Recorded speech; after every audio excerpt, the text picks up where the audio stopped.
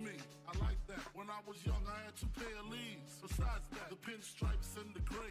The one I wore on Mondays and Wednesdays. While niggas flirt, I'm sewing tigers on my shirt and alligators. You wanna see the inside? I see you later. Here come the drama. Oh, that's that nigga with the fake. Wow, why you punch me in my face? Stay in your place, play your position. Here come my intuition. Go in this nigga pocket, rob him while his friends watch it, and hoes clock it. Here comes respect. His crew's your crew, or they might be next. Look at they man, big man, they never try, so we roll with them, stole with them. I mean loyalty. Niggas bought me milks at lunch. The milks with chocolate, the cookies, butter crunch, 88.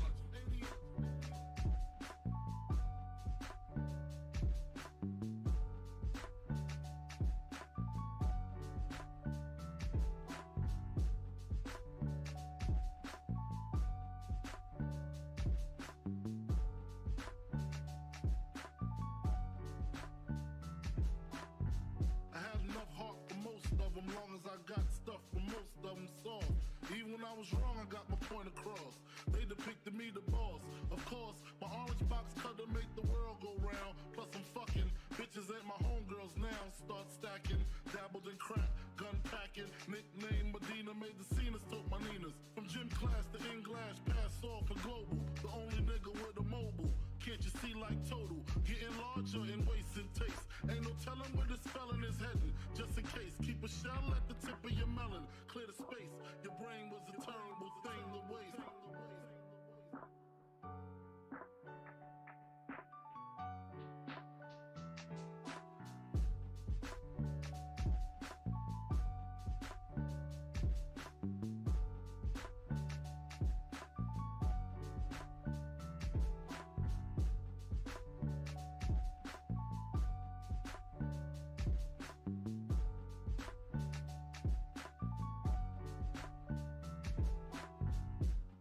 Realizing to master enterprise and I ain't have to be in school by 10. I then began to encounter with my counterparts on how to burn the block apart. Break it down into sections. Drugs by these selections. Some use pipes, others use injections. Syringe sold separately. Frank the deputy, quick to grab my Smith & Wesson like my dick was missing. To protect my position, my corner, my layer. While we out here, say the hustler's prayer. If the game shakes me or breaks me, I hope it makes me a better man. Take a better stand, put money in my mom's hand. Get my daughter this college plan, so she don't need no man. Stay far from timid, only make moves when your heart's in it. And live the phrase, sky's the limit. Motherfucker.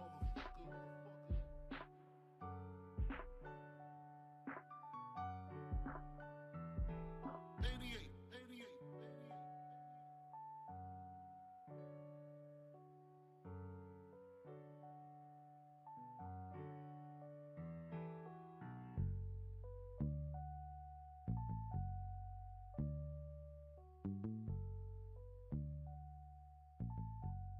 And live the phrase, sky's the limit.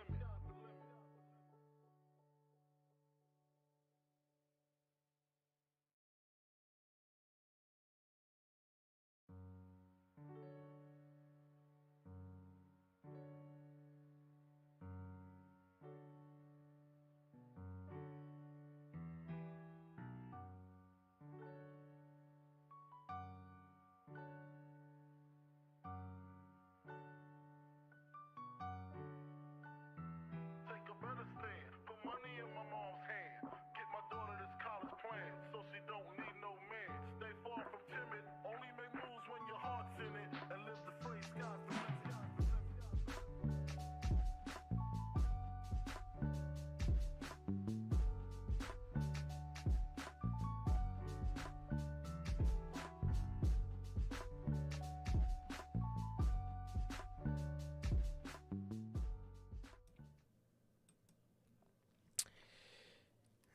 Man. God damn. All right. Let me move that a smidge. Okay. All right, man. What is going on, guys? What is going on, man? We are back. We are back with yet again another edition of the Notorious podcast, man. Yeah, man. Let's jump right into the intro, man. Let's not waste any time, man. What is going on, guys? We are back with yet again another edition of the Notorious podcast, but more specifically, another edition of Notorious Unscripted, man. If this is your first time watching, guys, do not know how the show works. Every Monday, we're on here live with Notorious Unscripted after Monday Night Raw, and every Friday, we are on here at 4 p.m. Central with the news, man. If you guys did miss this past Friday's edition of the news, Brock Lesnar possibly finishing up with WWE. We talked about the rumor killer. We also talked about how there could be truths to that story, man. We talked about MJF telling the WWE talent that he is looking forward to being there in 2024.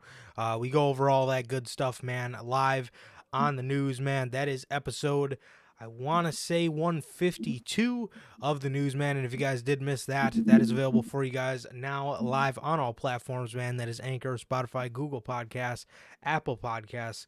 And if you want to see it first, join us right here every Friday, 4 p.m. Central for the news, man. Also, if you guys have not got a chance to get your hands on some of the official Notorious podcast merchandise, you guys can now find this live on the merch shop. That is bonfire.com. Link is at the top of the description of this very video.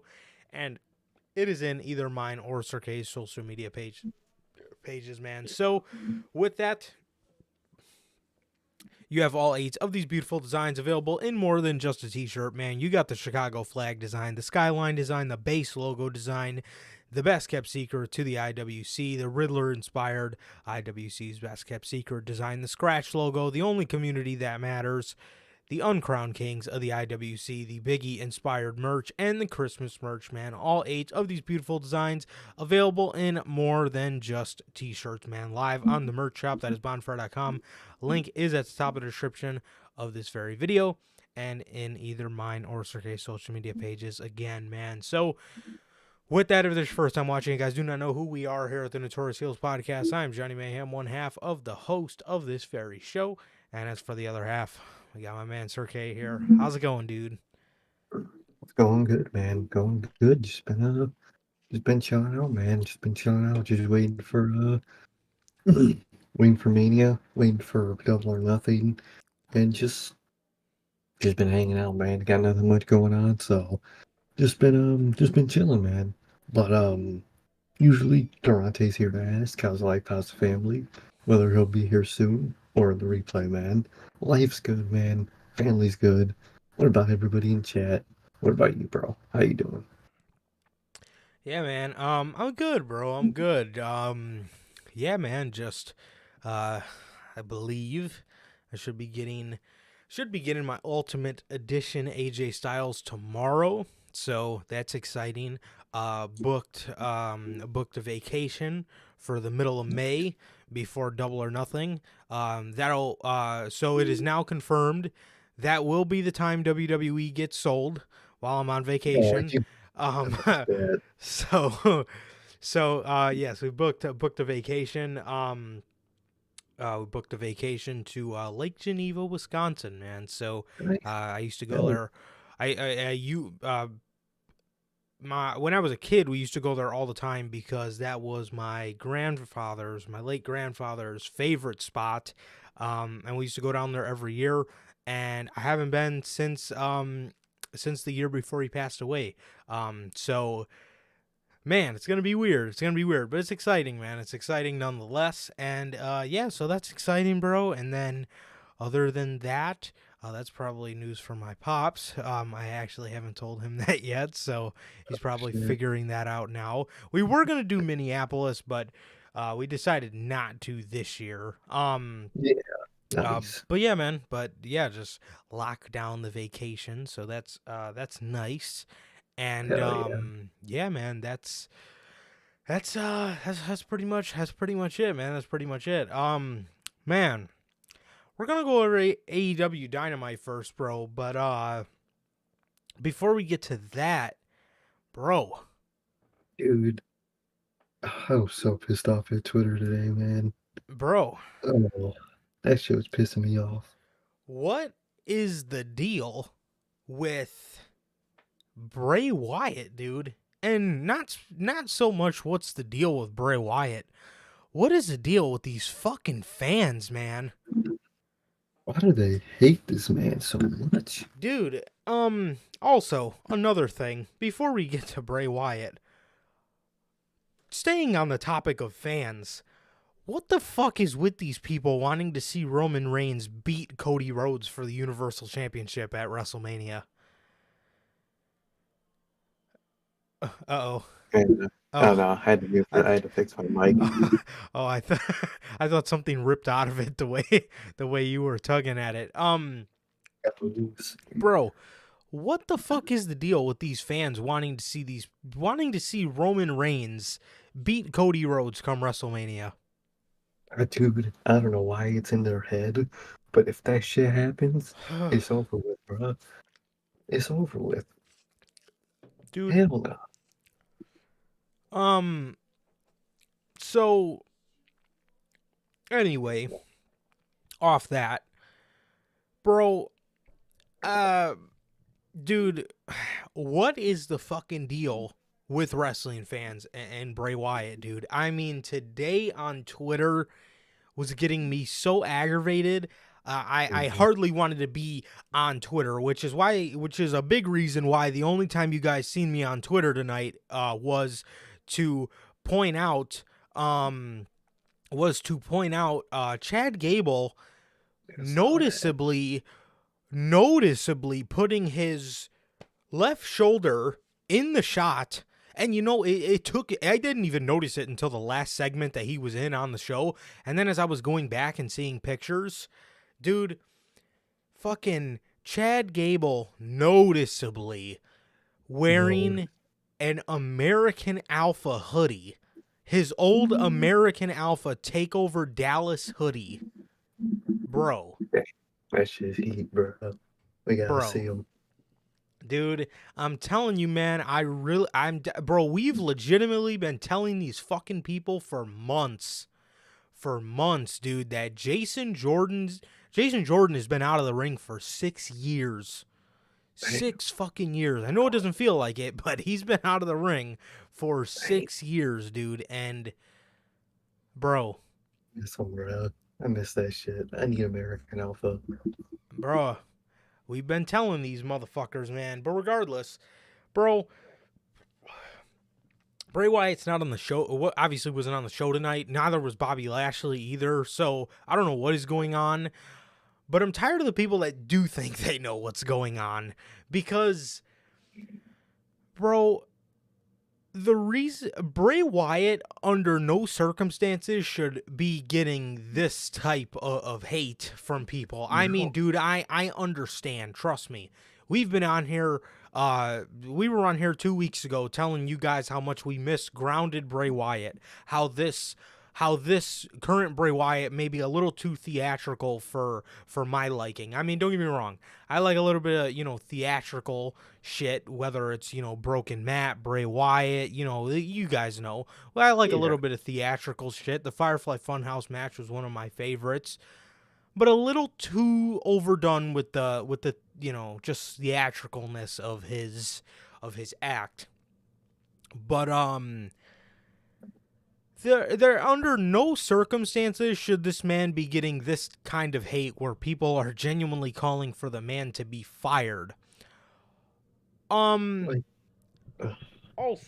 I think some people have forgotten that live events exist, and Bray Wyatt's physical issue could have been from wrestling because, newsflash people, Royal Rumble wasn't the only fucking time he wrestled. He does wrestle on live events. Also, when Keith Lee got hurt in the beginning of 2021, they said that it was a physical injury, or they said something along those lines. They told you Keith Lee was injured. Keith Lee was not injured. Keith Lee got sick. I don't know. That's what I'm hearing too about. Again, I don't know what the hell's going on, but I've heard that he might be sick. I'm so sick and tired of fucking people acting like they know what's up with Bray Wyatt. Especially today more than ever. And everybody calling him a carny and a coward because he walked out. And if he did walk out, do you blame him? Look at what Vince McMahon has been doing with his booking recently. I was gonna say, dude, if he is walking out, that just proves that this booking ain't him and it's someone else and he doesn't like it. Why would he book himself like shit and walk out? He's not Cody. Damn. like that makes no. Why would he? If he is doing all this himself, why would he walk out? What? Dude, people calling him a carny just pisses me off because the reason people are calling him that is because he doesn't wrestle and he just does random TV stuff. Where is that same energy for Danhausen? Is Roman Reigns a carny? You could say with that logic. Is Roman Reigns a fucking carny? Because the whole WrestleMania season, he's been gone, to my knowledge. And you know what? Was he a carny last summer when he took a vacation after he won both world titles? Was he a carny? Not to the fans, not to the marks. But Bray Wyatt, man, it's too much character, which it's too much character. Me and you were giving these criticisms. Too much character. It's been directionless. Me and you've been saying that. That's not an attack on him, because Bray Wyatt, he's one of my favorites ever. I think he is the best. Exactly, bro. He is the best creative mind in this business, bro. And you trying to say he's a carny because he's not fucking wrestling every week? Neither is any of their favorites. Brock Lesnar is the carny. Exactly. That's it. Like, why don't you call Brock Lesnar a carny by that logic? Like, dude, that shit pisses me under. Exactly. I hate the Bray Wyatt hate that he is given, man. He is one of the most overhated people in the business, man, and I hate to see it, man. I hate to see it because he's one of the best. And again, we're talking about keeping that same energy. You mentioned one of the names, Danhausen. The AEW fans are my favorite when they hate on Bray Wyatt because these are the same fucking people that love Danhausen. They love him. These are the same people. And Danhausen is literally worse by their logic than Bray Wyatt. 'Cause by their logic, the reason they hate Bray, he doesn't wrestle on TV that much, and he's more character than wrestler. That's why they hate him. Because, most AEW elitists have severe ADHD and have to have a match on 24/7. They can't handle someone just talking. But, that's all Danhausen does. He just walks backstage, does this, and just talk. So why don't you hate Danhausen? Why don't you despise Danhausen the way they despise Bray Wyatt? And if you ask me, same with Orange Cassidy. I mean, he just walks around all day, just in sunglasses, just walking around. Half of his matches are just him walking around. He might be a carny. Whoa, man, hold on. He's been in wrestling matches for the past 3 weeks. Oh, man. He's been in some lackluster, boring wrestling matches these last few weeks, man. Well, Bray Wyatt was probably on fucking live events. Tearing it up, man. Live events with Bray Wyatt always look so fun. He looks like he's having a blast on live events whenever I see him there. Come on, bruh. Come on. No. I hate that Bray Wyatt hate. Yeah, I'm genuinely sick of it, and especially today, it was genuinely getting me so aggravated that you genuinely had people saying that you genuinely had people calling for this man to be fired, calling him all types of names, and to be 100% honest, you don't know what the fuck is going on. You don't. Yeah. You don't. And that's the thing. That's the thing that I can't stand is people in this community fucking talk about things as if they're facts. They talk about things as if they fucking know everything. Whether it's a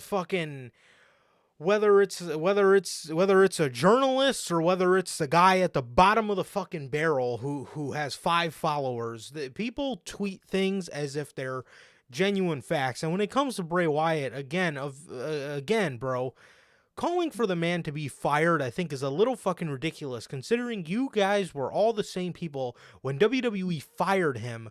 Threw a fucking fit. You threw a fit. Oh, WWE's a piece of shit company. They fired Bray Wyatt. He's one of the best creative minds. And you get him back, and you're calling for him to be fired again over, and the fact that you can't see past booking. Meanwhile, you see past booking for 90% of the other fucking people on the roster. Oh, it's not him, it's the booking. How much do we hear that? A lot. Where is that energy for Bray Wyatt?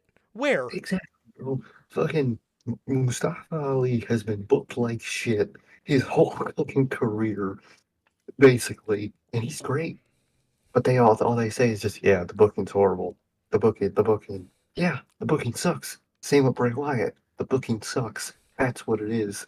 But it's not that the person sucks. It's Dolph Ziggler's entire career since like 2015, 2014. He has been the lifer. Is Dolph Ziggler bad? Not at all. He's one of the best in-ring guys they got. He's booked like shit. We all know that. They don't know how to book Bray Wyatt, obviously. We now know that. It's not Bray Wyatt.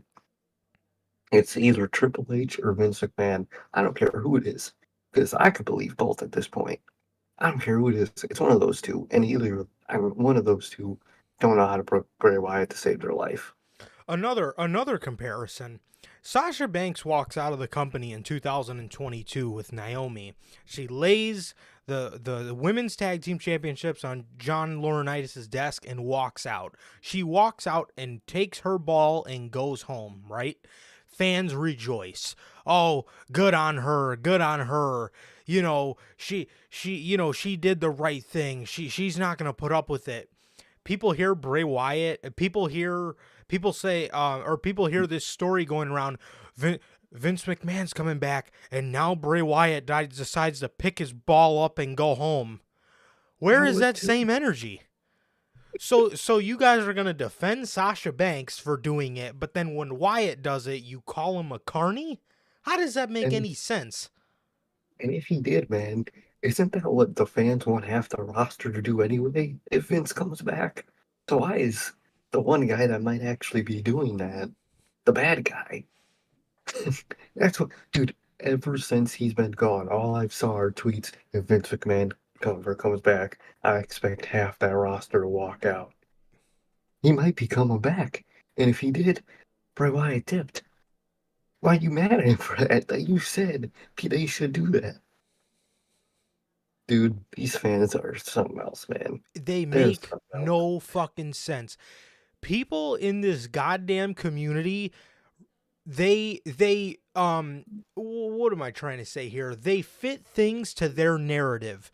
If they say, "Oh, we stand with Sasha Banks. We stand with Sasha Banks because we like Sasha Banks." But if somebody else does it, who's fucking fantastic, and clearly the booking is not fucking him, because you can just tell based off all the Firefly Funhouse shit that has been going on. Yeah, that don't give off hidden vibes. No, you can absolutely tell, and the reason you can tell is because Bray Wyatt, up until the point when he came back, it was all new Uncle Howdy type shit, right? It was all new Uncle Howdy type shit. Then all of a sudden he starts dipping back into the Funhouse, and who did that? Who did that all the time? Vince. When Bray, when in the summer of 2020, when he was feuding with Braun Strowman, he had Bray Wyatt run through the greatest hits of his career until he got to the Fiend. He was Funhouse Bray, then he was the Cult Leader, and then Braun made it to the Fiend, and then he lost to the Fiend. But like, people fucking fit things to fit their own. People say things to fit their own narrative constantly, and they can like things for one person, but if somebody does it, then they're, they take their ball and they went home, and they're a carny. Like, dude, it makes no fucking sense, man. It makes no sense. Dude, if MJF does ever go to WWE, I can't wait to see all those fucking AEW elitist reaction to him. They'll hate him. They'll fucking hate him till he comes back. Same way Oh they don't yeah. really care for Cody now. I see it Yeah. a lot. They don't really care for Cody. And the reverse happens. A lot of those fans that were standing with Sasha, now they don't like her because she's not in WWE again. Yep. It's what people do all the time, man. And it's like, bruh, I don't get it. I hate this fan base a lot, man. Sometimes it could be really awesome, but sometimes it could Yes. just be horrible like this, man. When the fans get to disliking someone, it's just like a snowball down a hill. Everybody joins in and they just hate him for no reason, man. I Yeah. love Bray Wyatt.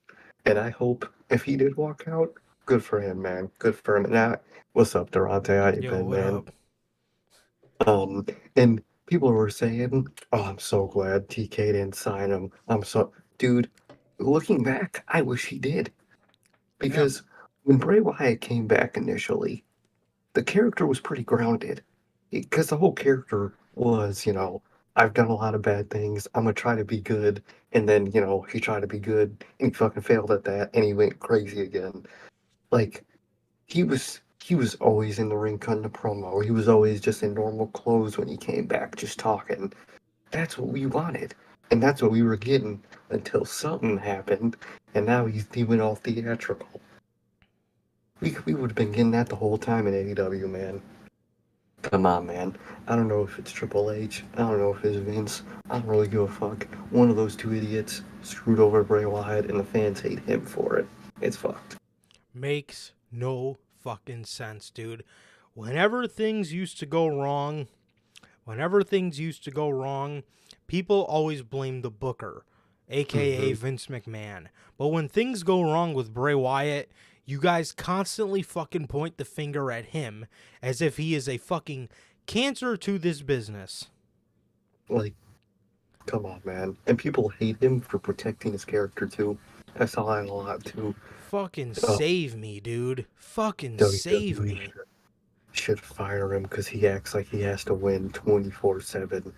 Do they need to fire Roman Reigns too? Roman Reigns protected his character, and it's great. Yeah, look what happens if Bray Wyatt actually was able to protect his character back in 2013, 2014, Oh my 2015, god. 2016, that he would be fucking Roman Reigns level booking wise by now. He would be. But Exactly. he wasn't able to, and now he is, and now he's the bad guy for it. But guys like Roman Reigns, guys like MJF, CM Punk kind of backfired on his ass, but Yeah. Yeah. but like those guys, they do it because that's what you're supposed to do. That's what Undertaker told him to do, and he's the bad guy for it. Come on, man. Come on. It makes no sense. It makes no fucking sense, and I'm genuinely tired of it. So all the people in this community can genuinely go fuck themselves. And I mean that. You people don't know fucking anything until it actually fucking happens, because with Bray Wyatt, it could be a multitude of things right now. And you know what? If it comes out, and this is what pisses me off, if it comes out that Vince McMahon had a hand in changing the booking on Bray Wyatt, then everybody's gonna, Vince messed it up again. Bray Wyatt is so creatively smart. He's so smart, and they always mess him up.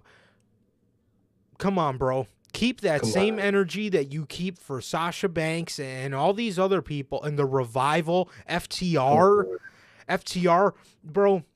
Everybody was so happy when they finally fucking stood up and unfortunately had to turn in all those trademarks just to get their release. But you hate Bray Wyatt? If that is the case, but if he is hurt, again, if he is hurt physically, he did not just fucking wrestle 5 minutes at the Royal Rumble. Yes, he wrestled 5 minutes at the Royal Rumble, but he's also been wrestling live events since December. Also, He came back. let's not remember, let's remember Keith Lee here. This situation could have nothing to do with wrestling at all, and it could be something health-wise that they found wrong with him. Or you know what? Let's remember Chris Jericho as well. When Chris Jericho got his pulmonary embolism, he just disappeared because it was just something medical, and he just had fucking blood clots. You fucking morons. Use your brain. I could guarantee you, I don't know the numbers exactly, but Bray Wyatt has more in-ring time than Roman Reigns this year. I could already bet. But Bray Wyatt's the Carney. Okay. Per live events. Oh, okay, gotcha. Yeah, I was gonna say, per live events. I was gonna say, No, I'm not. Roman Reigns, I obvious. believe, has wrestled one live event this year. Yeah. And it was against Sami Zayn, I believe. I want to say. I think that's the only one he's been at. Come on, bro. Come on. But but Bray Wyatt's a Carney. Oh, I hate it. It makes I hate no this fan base. It makes no fucking sense, bro. If you're gonna stick up for one person for taking their ball and going home, I suggest you do the same for all of them. I mean, you get the Exactly. fucking tribalism in the wrestling community, bro. And again, people just saying shit out of their ass to fit their own narrative is fucking ridiculous, dude. It is ridiculous. Show some respect to a man who has fucking just been absolutely nothing but who has done nothing but had a fucking Hall of Fame career and gave us some of the coolest shit and some of the most coolest creative shit that I've ever fucking seen. Have a little fucking respect. And again, if who's to say it wasn't something medically wrong with the fucking guy? Have a little bit of respect and for once shut the fuck up. You don't know shit. None of us do. And that's the Literally. fucking truth. Shut the fuck up. For Christ's sake.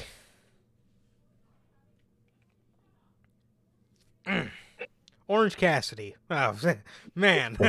This fucking good. All right, man. Yeah, let's start calling Orange Cassidy a Carney now. Just to piss those fucking marks off. Carney Cassidy, bro. Carney Cassidy, man. Half the people on fucking AEW television might as well be Carnies. They're fucking on TV quarterly. What about Dracula? Is Trench a Carney, people? Is Satnam Singh a Carney? I mean, come on.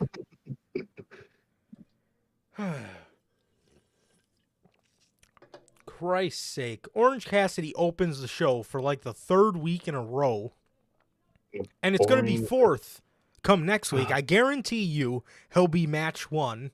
In 2 days. Fucking boring Cassidy. Fucking Jesus, man. He gives us one good match with Will Ospreay and nobody shuts the fuck up about it. I'm going to go on about Royal Rumble 2014, Bray Wyatt versus Daniel Bryan for the rest of my fucking life. That's what I'm going to do. That's what I'm going to do. He has like fucking 4 standout matches and he's the fucking best in the company. Christ's sake. Dude is fucking overhyped to hell. Well,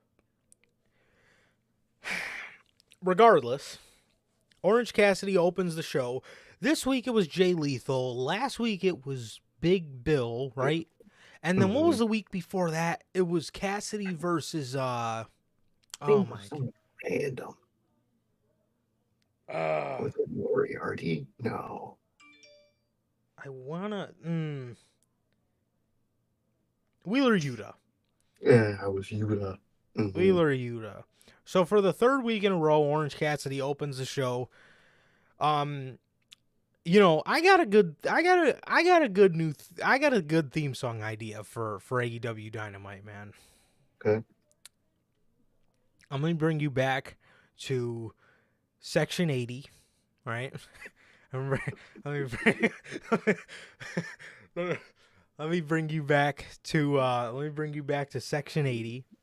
There's a song on there by Kendrick Lamar. It's called ADHD. You may have heard of it. Dude, how about it, bro? Was it? I want to say that was Section 80. I'm gonna feel like it was. I think it was. Dude, it was okay.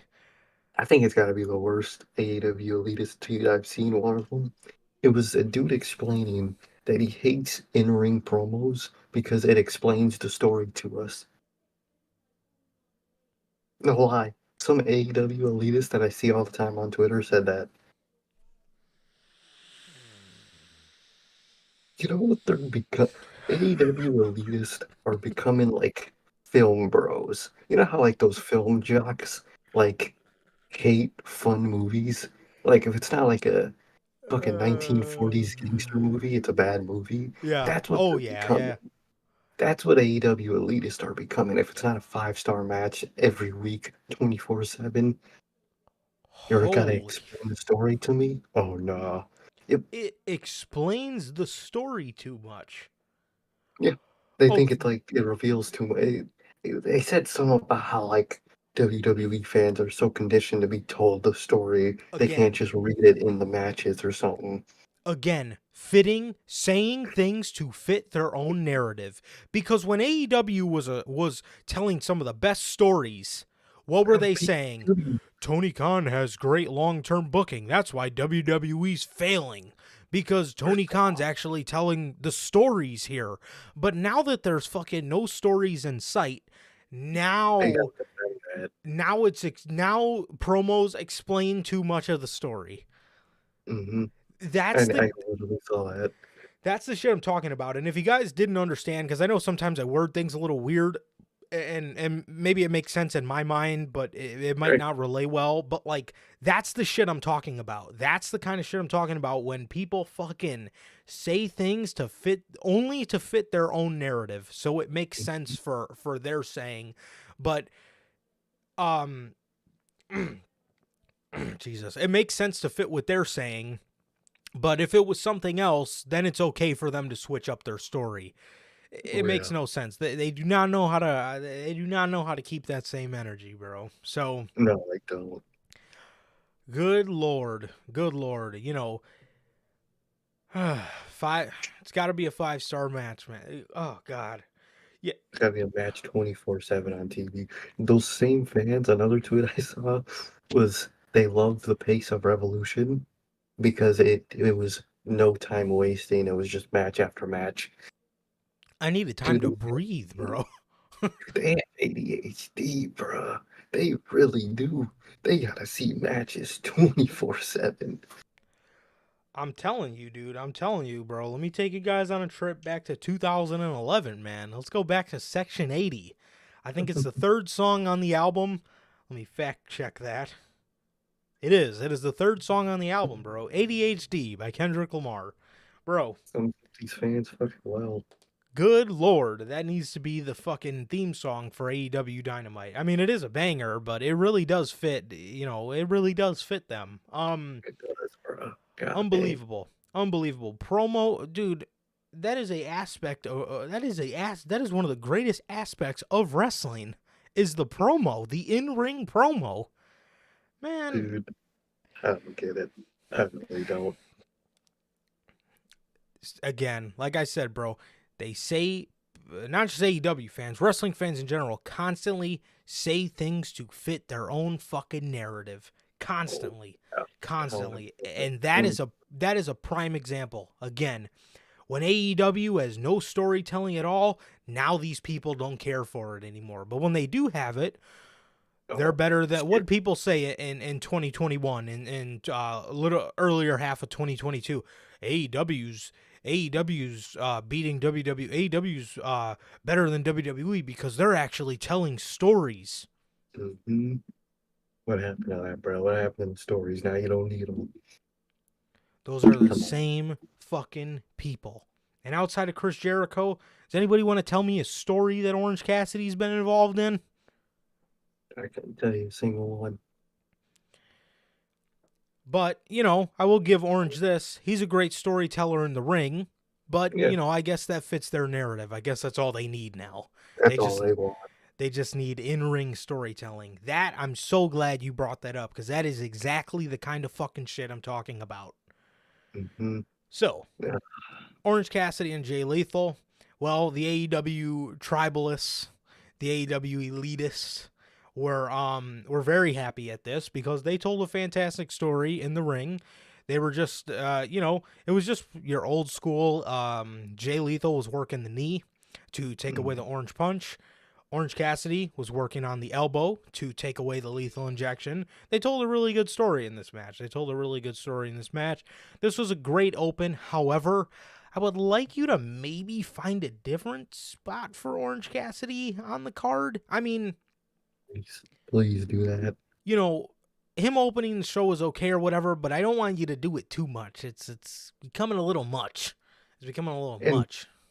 it is, man. It is. He's not that engaging, man. So No. please put someone new, or not new, but like hasn't opened in a minute. Because please, I'm sick of the guy. Yes, and AEW, I'm glad that they're defending the All Atlantic Championship, That's but good. I just can't fucking get into it, man. Oh, it's like you could be doing all this with the TNT title. Why You are know, you Orange doing? Cassidy's had that belt since September. Oh my god! He's had that belt since probably about a good month before Bray Wyatt came back to WWE. October, November, December, January, February, March. 6 months of a title reign. And now we're starting to see it get defended. He defended it against, honestly, before Yuta, Morrissey, and Jay Lethal. I could not name you. I think he defended it against Trent once on an episode of Rampage. I think I remember that. I remember they were doing a lot of stuff on Rampage. I remember Logan told us they were Yeah. doing a lot of stuff on Rampage. But like, Yeah, dude, now we have Dracula. I hate to break it to Tony Khan and these fans. I don't give a fuck about Rampage, bro. If it's not live, I don't give a fuck. Hate tape shows. If it's not NXT Black and Gold, 9 times out of 10, I don't want to watch it. Ring of Honor looks cool, though. I'll give them that. But they follow that same format that NXT The does. NXT format, absolutely. Like, you can't do that on a big scale, like average AEW crowds and shit. You just can't. Yeah. Yeah, I genuinely could not tell you anything other than the Dynamite matches that he did with the championship. But yikes, bro. So he told a good story with Jay Lethal. He worked the elbow, and Jay went to go for his lethal injection. Haha, Orange Cassidy worked the elbow. He couldn't do the handstand springboard. So he hit it. His arm collapsed, and he just kind of fell. Orange Cassidy was able to gather up enough power in his knee to hit the Orange Punch, and that was it, man. That was it. Orange Cassidy won the match. Jay Lethal went to go grab his Golden Globe Award from some celebrity he stole it from a couple weeks ago, and the referee was trying to back him off, and Jeff Jarrett came from the crowd or from under the ring or whatever it was. He came from under the ring and he hit Orange Cassidy with a Russian leg sweep, and Orange Cassidy had his knee up and the knee that Lethal was working, and Jarrett hit it with the guitar. Yeah. We'll get to this. Yeah, we'll get to this a little bit later because there's more to come on this. But yeah, so that was that. Great match. But I'll continue to dive in deeper on this after the announcement that happened later in the show. So, yes, that was that. That was that, man. And next, we got a promo from Ricky Starks. Here, man. And he began to talk about how he hopes that the feud with Chris Jericho is done and over with. He hopes the feud with Chris Jericho is done and over with, as do I. And, not that it was bad or anything, but to me, it didn't make too much sense because Ricky beat him in the beginning of the year clean. So for Ricky to chase a rematch was a little ridiculous in the first place, but I get it. It got Ricky Starks on pay-per-view, so I mean it was nice to see. And Jericho put him over again, and it continues the Jericho slump storyline, if you will. So definitely. I liked it. It was pretty solid. I just didn't want it to go on too long. I wanted them to avoid that because it was a good feud. Yeah. It was a good feud for what it was. So Ricky Starks then says, the question now is, what am I going to do next? But more specifically, where am I going to go next?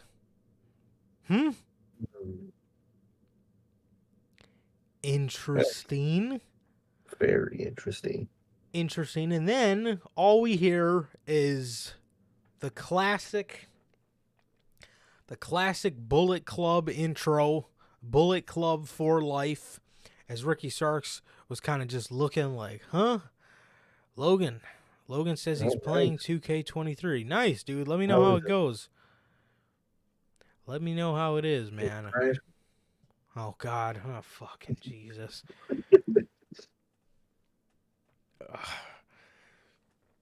So, the Bullet Club for life intro starts playing, man, and Rock Hard Juice Robinson makes his return to AEW. Dude, at first I thought this was Jay fucking White, man. Dude, I think everybody did, bruh. What the hell? You can't do that to us. It's like when they had fucking Johnny Elite come out and they put Johnny up on the Trons and everybody thought it was fucking Gargano. Oh yeah. Speaking of Gargano, the same fans that hate Wyatt don't like Gargano either, and they're glad TK didn't sign him either. Those are the same people that popped when the fucking Tron said Johnny, so I don't want to hear it. Fuck it. Again, dude. Again with these fans. Again, proving my point. Again. So Rock Hard Juice Robinson comes and lays out Ricky Starks. What could this possibly mean? I know a lot of people kind of took it as WWE, where is he going to go next type thing. I know that's how a lot of people took it. And, whether it's true or not, I think what he meant in this instance is he probably will be going over to New Japan. I can see that, especially with who attacked him. Yes, and Bullet Club has a new member. David Finlay joined the group. Yeah. So, people on that fucking thing now. I think David Finlay's okay. Or at least from what I've seen of him is okay, but some of the other people they have in the group, I think I think Bullet Club could help the man grow. I saw one take, and it's a take I actually agree with. Someone said a leader and a new leader that could spice up the Bullet Club and make it like relevant again. Fred Rosser. Ryback. I know. It's true. I think he could be because I think he fits that vibe a lot. Swerve. I think he could be a really cool Bullet Club guy. What about Trench, man? I was gonna say those two gone. Send them. Yeah, I like that. I think Swerve could have some cool Bullet Club vibes. I definitely think he could fit it. Isn't you leading that shit now? I think he is. I don't think so. I think they tried it with him, but it failed miserably. So because I remember, when he first joined Bullet Club, they tried to put him, which was years ago, they tried to put him in as like the leader, and everybody was like, no, like this isn't it. And it wasn't, but in the same thing. Yeah. So then they just kind of like slowly transition Jay White back into that role, but I I like that. I like that. I think I think Kenta. A lot of people are saying Kenta's coming into his own, which is nice, which is very nice. They're gonna start pushing him. Um, hmm. Kushida. I like the guy, man, but man, what is that? What is that gimmick, dude? What is that fucking time machine act, bro? Man, yeah, I don't know. Swerve could be really cool. I think Swerve could be really cool. Damn, I had somebody on the tip of my fucking tongue and I can't remember him. Yeah, I don't know, but I like the addition of David Finlay. I think, I like how he uses that shillelagh. When he uses that motherfucker, bro, it looks like it hurts, man. It looks like it hurts. I mean, when Fit used it, it looks like it hurt too. But yes, I like David Finlay, and I hope he could come into his own as well as Kenta. Let's forget about Evil. But it's interesting, man. It's interesting now that Jay White is gone because I believe they kicked Guerrillas of Destiny out. I believe they kicked them out on Impact. I know you got those two Impact guys in Bullet Club, Chris Bay and Ace Austin, which I think they're okay, but they're on Impact, so I mean they're not really with the fucking group. Literally. And then now Jay White's gone. I mean, who the fuck? Oh no.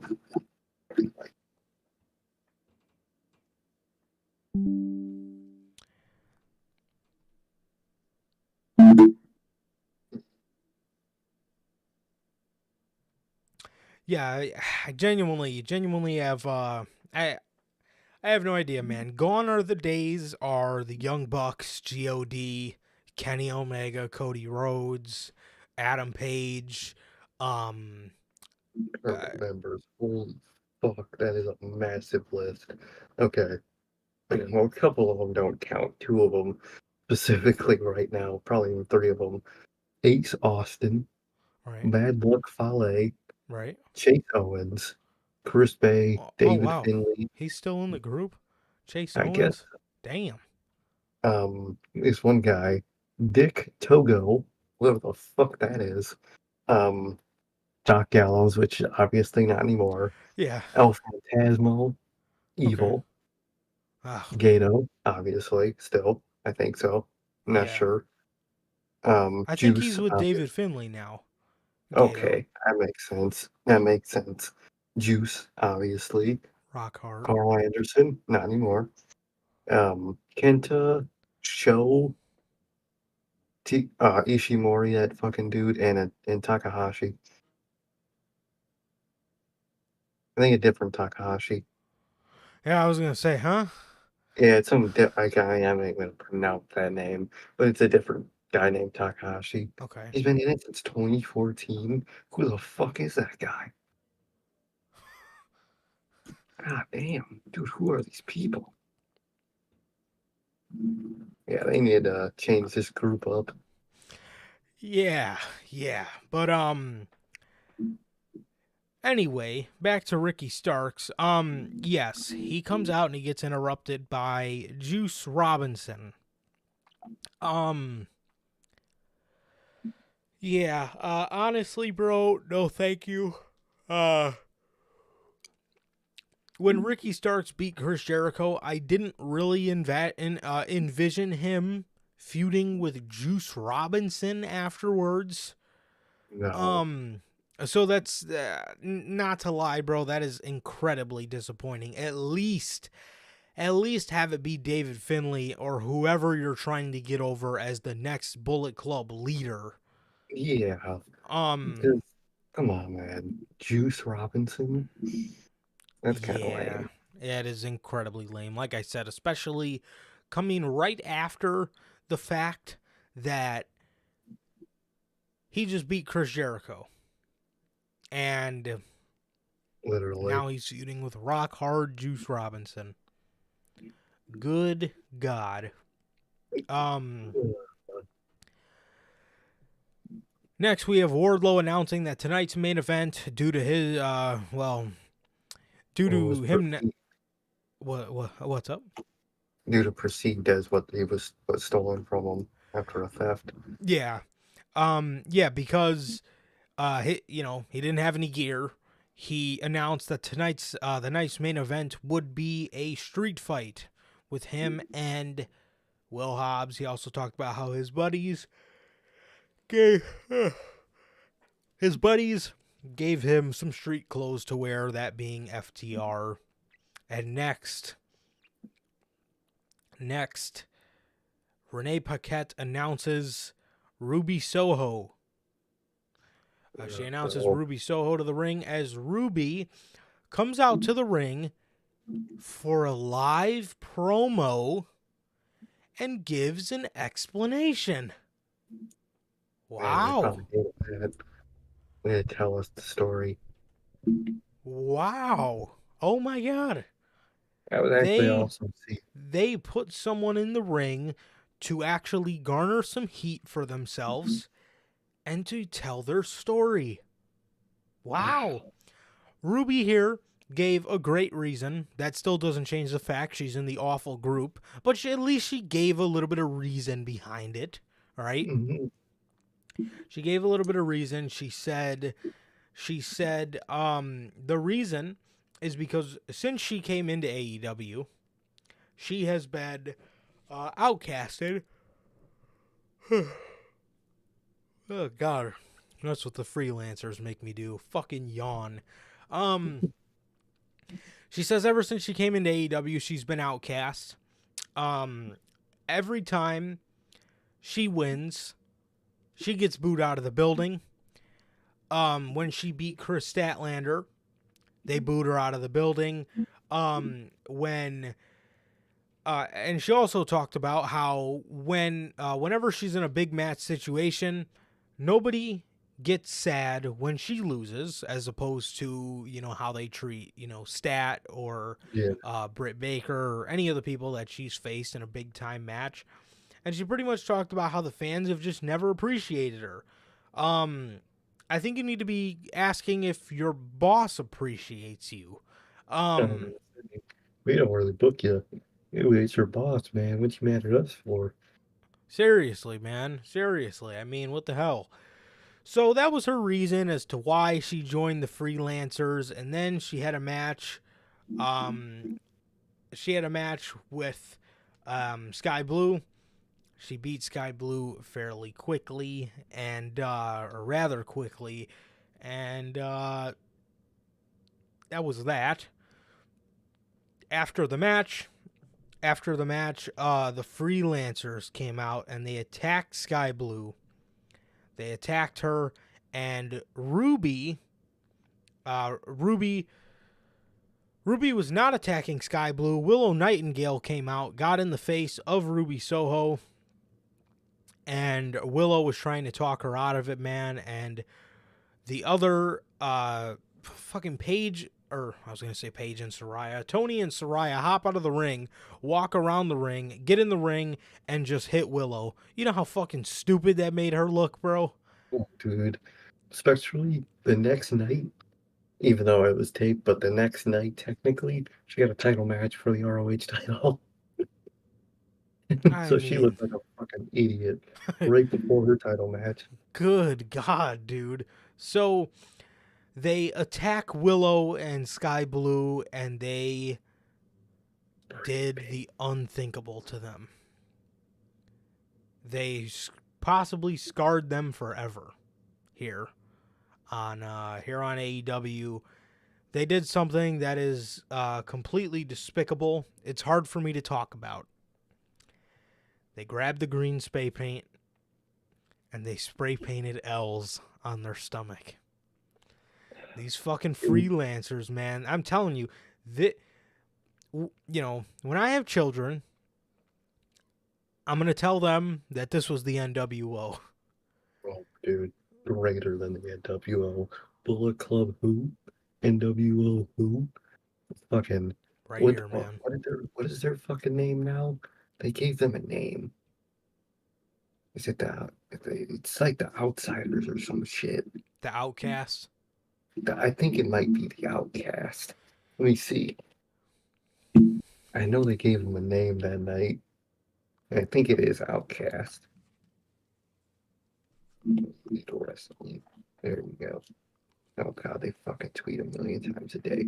Alright, I'm not gonna go fucking back all the way to Wednesday because this shit's insane.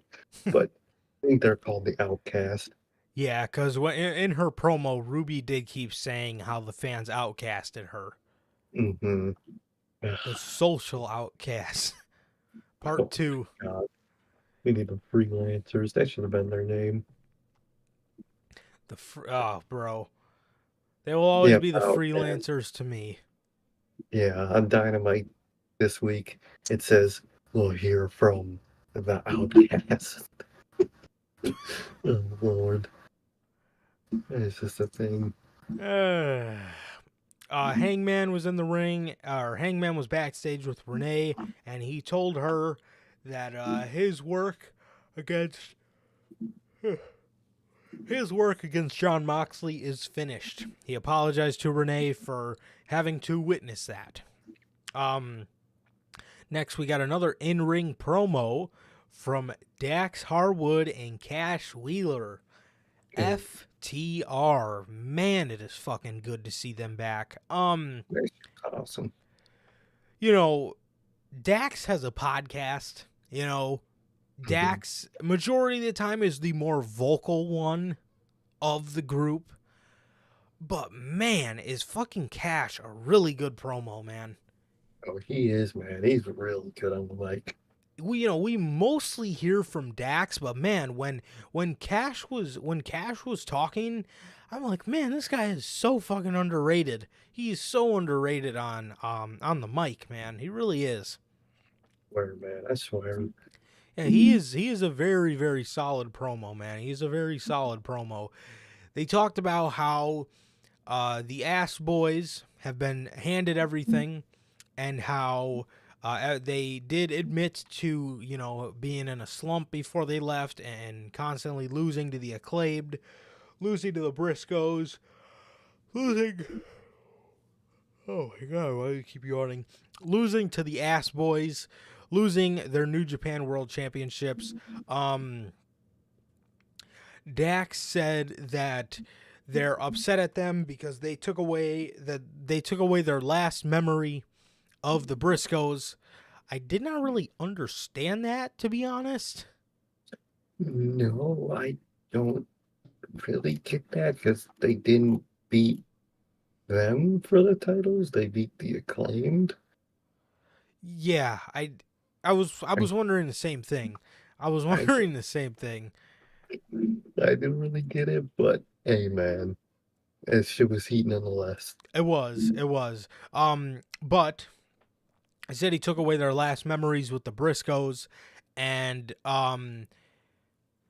Dax talked about how he's going to do it for the Briscoes. He's going to do it for FTR, and he says he knows he talks about his wife and his daughter all the time, but he says, let's talk about how much I love you guys. And as he pointed at the audience, and he told the audience he's going to do it for us as well.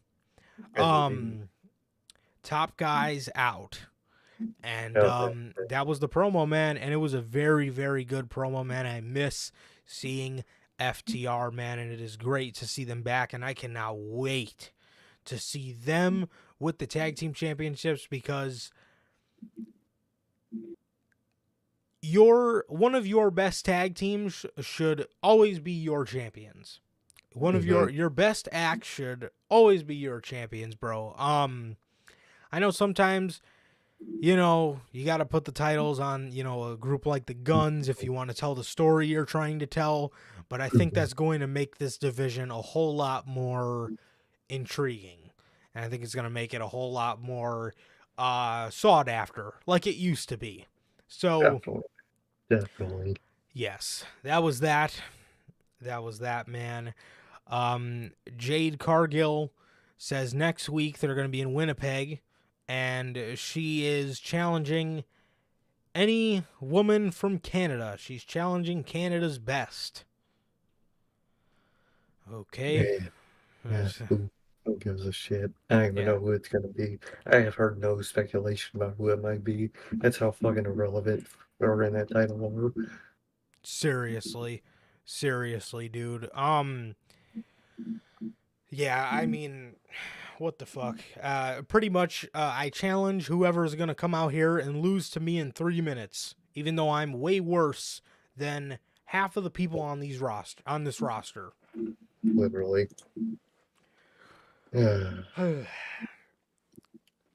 How does fucking ROH have a better women's champion than AEW? Well, AEW is, well, I mean, Jade Cargill's not even the fucking AEW champion. Why do they even have a mid-card championship, bro, for the women? Why? It's so pointless, dude. It's complete. Like, even when Chris Statlander ends up beating her for the title, where do you go from there? Who cares? Seriously. Title is just completely fucking unneeded, man. Completely just unneeded. Seriously. I'm telling you, man, I don't know why they fucking made that thing. Jericho, Sammy Guevara, and Daniel Garcia win a trios match against AR Flight. AR Fox. Actually, that's not a bad name for them. AR Flight. That's kind of neat. Cool. I like that. They beat AR Fox and Top Flight. You know what's crazy? So, I was just thinking about this the other day. You know how everybody always talks about how, like, Sammy Guevara needed to be with Chris Jericho so Chris Jericho can, like, watch over him and stuff like that? Mm-hmm. You know Sammy Guevara is nearing 30 years old? Or he might be 30 years old? Bro, 30, and he needs a fucking little mentor? Oh my god. Send his ass to the Fed, bro. Please. That's what he needs. He don't need a watcher. He needs to be at a place that fucking tells him what to do. God damn. Yeah, this year he'll be 30. Damn. That motherfucker's that old doing all that fuck shit. Yep. Damn, bro still hasn't grown up. God damn, that's sad. Yeah. That is sad. I thought he was gonna be like 24 or 23 or 25 or some shit. That's what I thought too. That is genuinely what I thought, bro. Yeah, that's absolutely insane.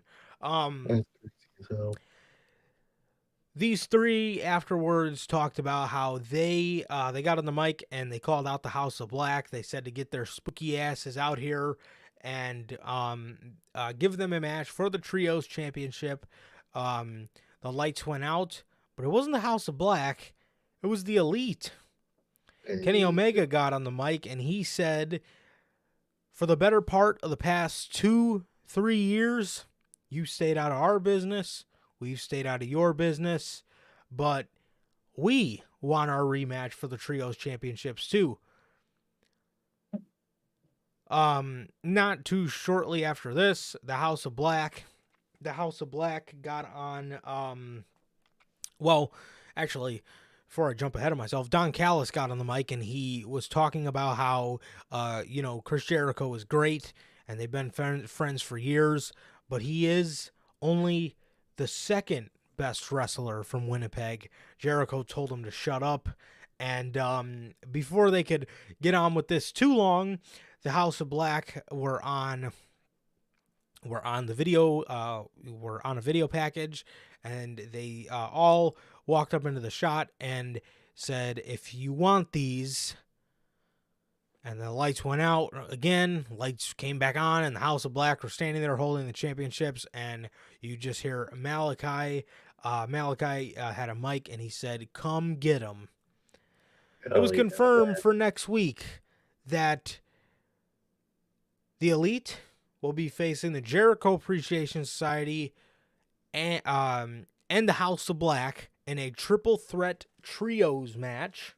I like it. However, I think they may have moved a little too fast. I think you could have went a little bit slower with the build, but maybe this is going to be some sort of build, one of the first steps of the build. Because the Elite's not winning that match. I mean, obviously, it's going to be Mhm. House of Black that wins that match. Yeah. But I think the feud is going to evolve into House of Black versus JAS. And I think something's going to happen with the Elite because I didn't see it, but I heard on this episode of BT, Hangman was like on the phone with Uno or something, and he was like looking at a picture of like the Young Bucks or something. He was. Something like that, yeah. And then a lot of people are there's creative rumors that Don Callis might turn on Kenny for Takeshita, and because he's been trying to talk to Takeshita and to Right. get him to join him. So I think something's gonna happen where Kenny goes solo. The Young Bucks are left just being the Young Bucks for a little bit, and I think we're gonna get the Hung Bucks. I could see that, and I would really like that. Yep. Lost Sir K there for just a second, but yes, I could definitely see that, and I would really like that as well. I would really like that as well, man. Let's read. Oh. Logan says the first match he did felt pretty smooth, and it felt like they slowed down some of the pacing in the game, and he enjoyed it so far. He says, no way John Cena chose the song for this game. Oh, wow. Is the soundtrack really? Well, the soundtrack usually is that bad. Usually there's like one good song, maybe one good song on the whole entire,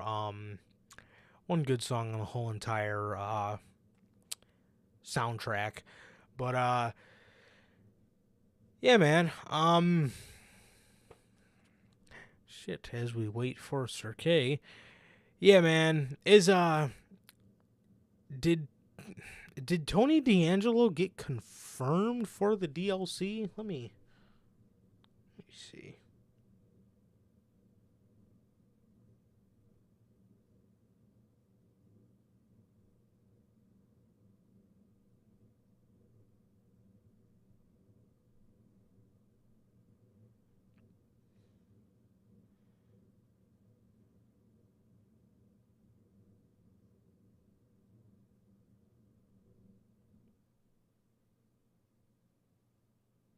He did.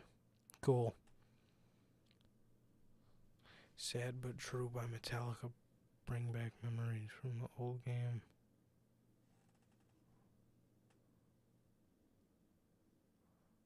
Yeah, he did. Cool. Man.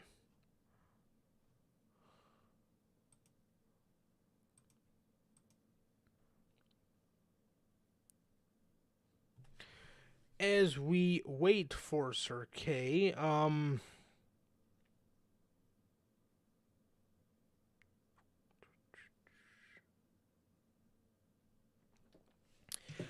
I guess I will continue to roll on with Dynamite, man. So,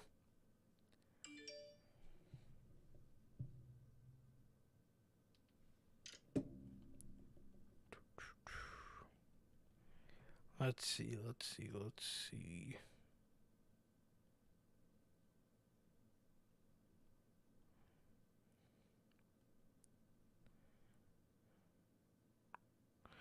Yes, and then in the main event, we seen John Moxley and John Silver. John Moxley and Claudio team up against John Silver and Alex Reynolds of the Dark Order. So that was that, and yeah, this one, I really do love seeing Mox and Claudio as a tag team. They're a very, very underrated tag team. I like them as a tag team. I like when they team together as a part of Blackpool Combat Club. It's always very stiff work, man. It's always very stiff work. I tend to enjoy it. I tend to enjoy it a lot. So this was that.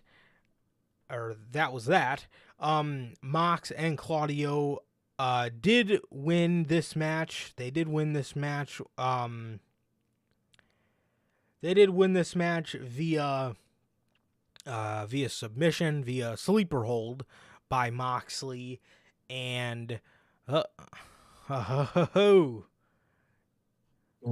there I go. God damn. there you I are. shit.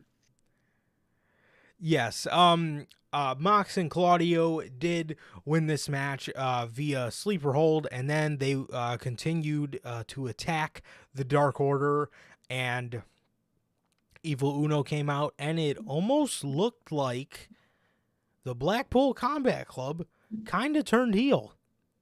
Yeah, they're beating the shit out of him, man. That was brutal. They really were. Hangman came out and tried. He tried to separate all these guys without touching the Blackpool Combat Club, but Claudio hit him, and so Hangman started throwing fists back, man. He started throwing fists back with the Blackpool Combat Club, and the BCC looked like they fucking turned heel, man. But I will say this. I want to see Danielson back in the group. But two things happened before this. I just didn't want to talk about them without Sir K. So two really weird things happened before this, and we'll get to those in just a second. But I don't know, man. I don't know how I feel about this. On one hand, I like it, but on the second hand, I have a couple questions. So yeah, that was that, but we'll get to the question I have after the Danielson segment during this show. Yeah, definitely, man, definitely. So, but regardless, next week, we got it confirmed. There's going to be a trios match. Jon Moxley, Wheeler Yuta, Claudio Castagnoli versus Adam Page,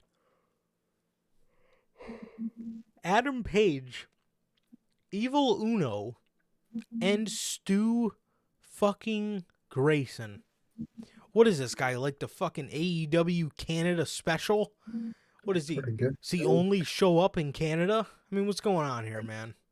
So, man, I mean, dude, sign him back, bro.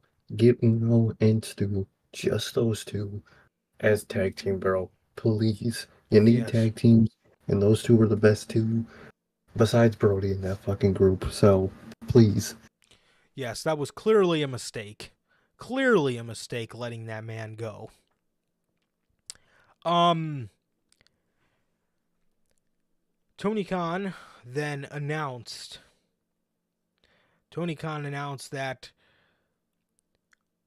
the AEW All Atlantic Championship next week will be defended with Orange Cassidy versus Jeff fucking Jarrett. Dude, can we get some interesting people to face this fucking guy at least? Are you kidding me? What is the fucking obsession with Jeff Jarrett in AEW? Dude, this guy's getting more fucking TV time than Keith Lee. Literally. Dracula. Speaking of Keith Lee, did you hear that? I don't know if he's saying like, I don't know if this is a foreshadowing on what's to come, but Swerve said that his affiliates have been put on the shelf. Now, I don't know if that means they're going to be just kind of injured storyline for a little bit, or if this was their way to write them off. I hope so, because those two blew. Oh, they're fucking horrendous. They are fucking horrendous. Get those two out there, and I hope they did. Ugh, seriously. So Tony Khan is going to level up the All Atlantic Championship, and next week will be the last title defense. And after that match, it will become the AEW International Championship. Should just call it the IC Intercontinental title, man. Yes, absolutely. We went over it on Friday, man, but I don't know how this levels the title up. But it's whatever at this point, man. Yeah. So, and again, I don't give a shit what you call the title. Like I said on Friday, you could call it the fucking All-National Championship. You could call it the All-Atlantic. You could call it the International. You could call it the Intercontinental. You could call it the fucking North American, South American, fucking European Championship.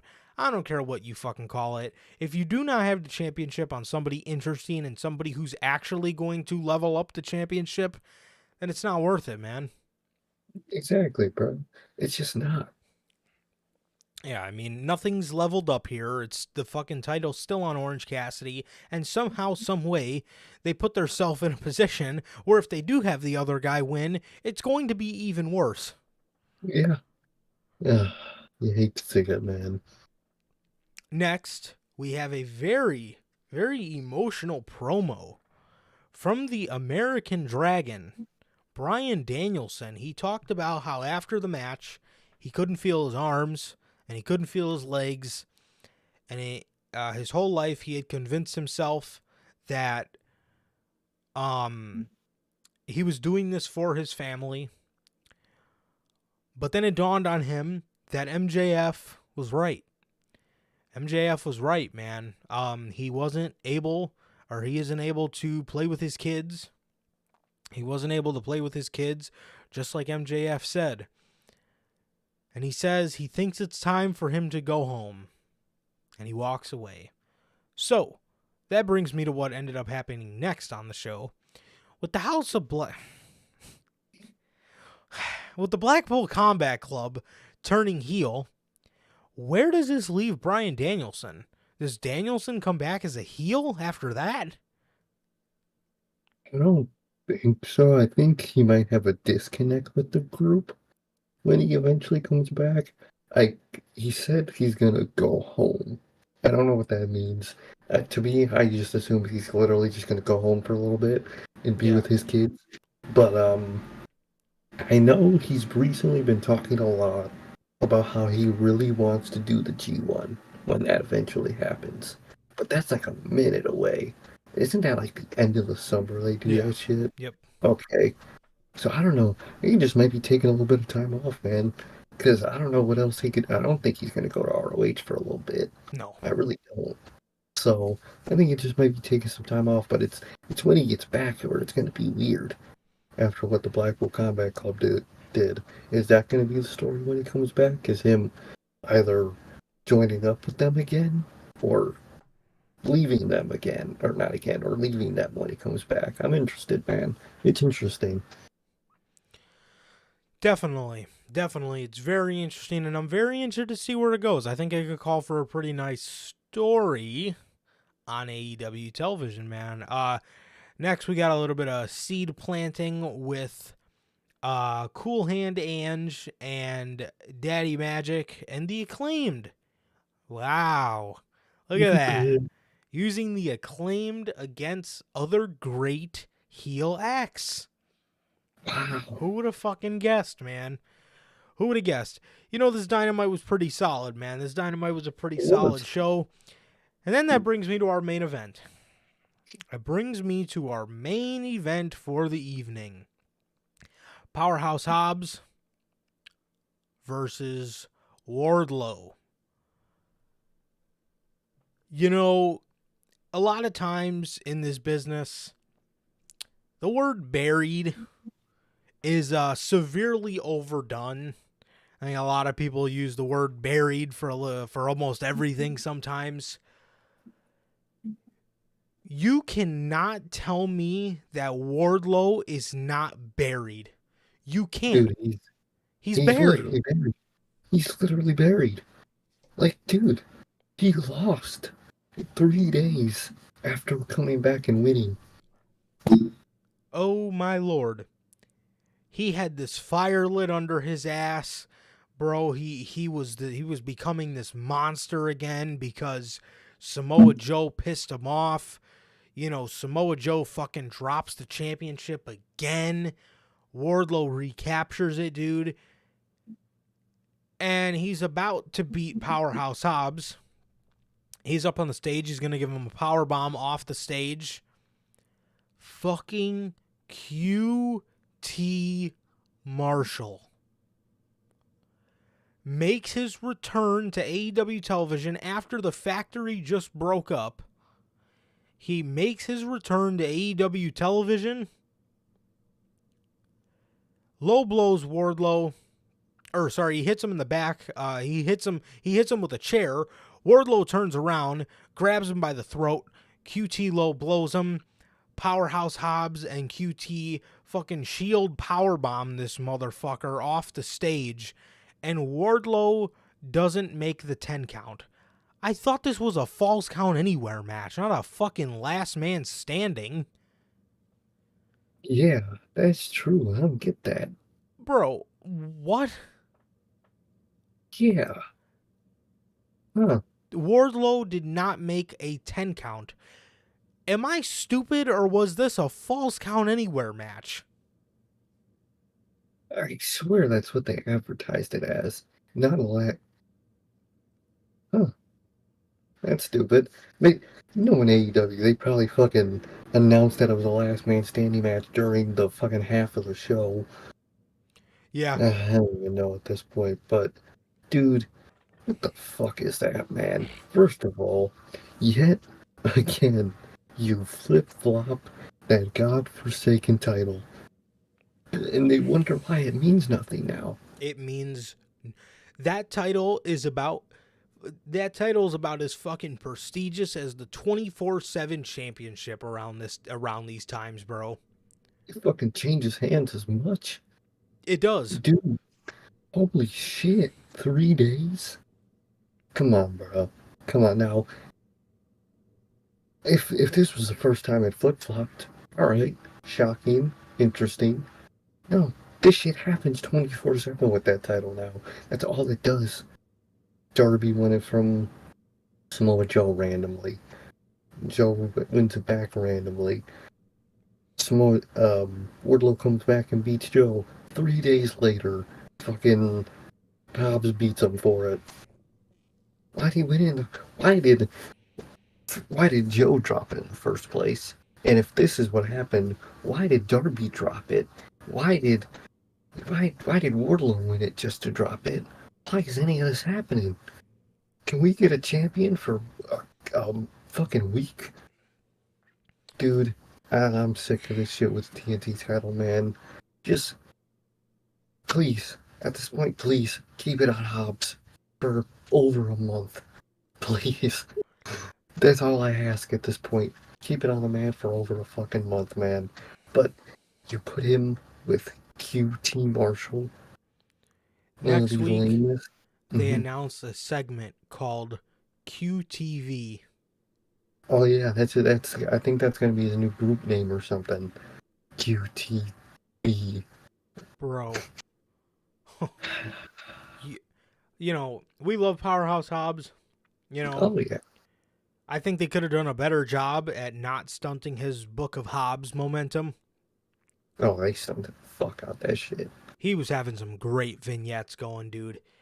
And you put this guy with one of the most uninteresting people on your television program, and you bury Wardlow for it. You buried Wardlow so you can put QT Marshall with Powerhouse Hobbs, and you know what, man? If I'm Wardlow, enough is enough. I'm at this point. If I'm Wardlow, morally, I'm gone. I'm done with the company. I'm mentally checked out. I mean, because what is this, bro? You fucking don't give me my presentation that I needed, and then you constantly make me a fucking loser. I'd be fucking gone. They have done Wardlow no favors whatsoever in his AEW run. None. They failed him. And that's sad, man. Because he was one of the hottest things in the company this time last year, and a year later, failed. Fucking failed him. I'm sick of it. Bro, around this time last year, literally, almost down to the episode after Revolution was when Wardlow gave that promo about fulfilling his own dreams. Mm-hmm. And this dude was literally one of the hottest fucking wrestlers on the planet, man. He was one of the hottest wrestlers on the planet. Bro, 1 year later, this man is fucking buried officially. Final nail in the coffin. You cannot, under no circumstances, have this dude come back and try to portray to your audience that he's even more aggressive now because he's even more upset and he's more pissed than he's ever been now. You cannot shove that bullshit in my face any fucking more. Wardlow is buried. And honestly, if I'm Wardlow, I'm running to WWE because it's ridiculous at this point. It's ridiculous. It's fucking bullshit, man. They give him a shitty fucking presentation with that shitty ass fucking music. They fucking, and they bury him. They just bury the shit out of him for no reason. Fucking buried. I would dip out if I was a Wardlow, man. I really would. I would too. No question. That's horrible. I hated that. Yes, me too. What a horrible ending to what was a really good Dynamite, man. A really good Dynamite. A fucking horrible ending. Dude. I don't even know what to say. Man. Utterly ridiculous. And like I said, if I'm Wardlow, I'm mentally done. I'm mentally done with AEW. He has done nothing. He has done nothing but try. Man, and they have done nothing but given him shit after shit. It's ridiculous, man. It's utterly ridiculous at this point. A 3-day title reign for Wardlow. That's insane, bro. That's a fucking crime. That really is. It really fucking is, man. Somebody who I see all the potential in the world to have a great story in AEW, man. Oh, yeah. He was supposed to be one of the guys with the story, and they failed him. They just buried him. They forgot about it. MJF's old bodyguard, man, he was set to have such a good fucking run with a great backstory, not only in life, but in the company, and you failed him. You fucked it all up. Fucking absolutely insane. So,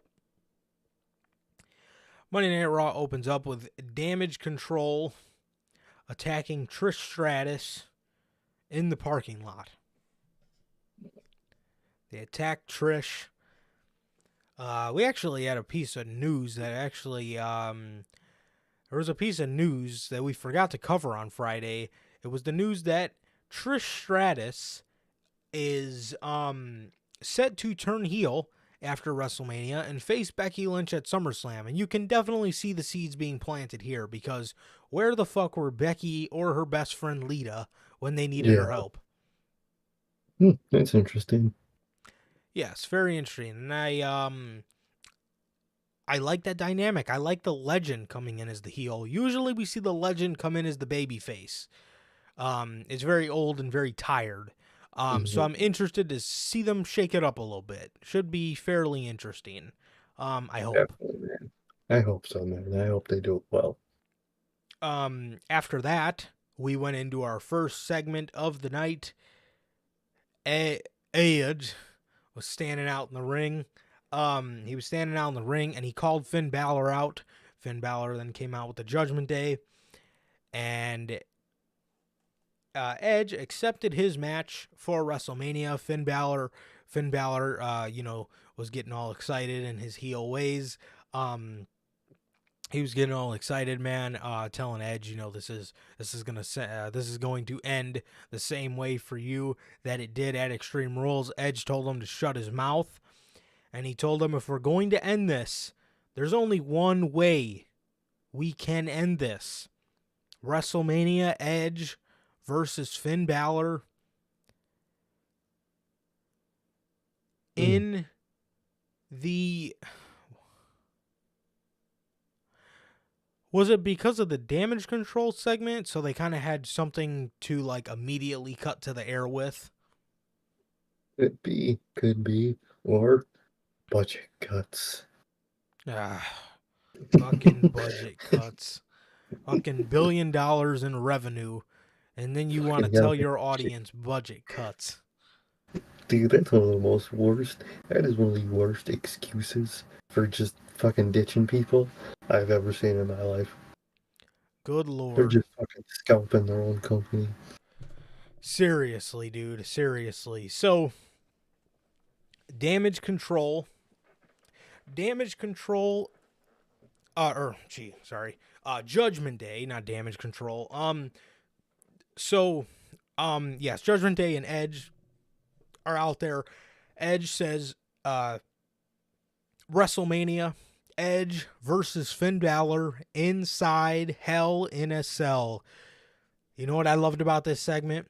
Finn Balor did not give the chicken shit reaction where his eyeballs get all big and he gets all fucking scared.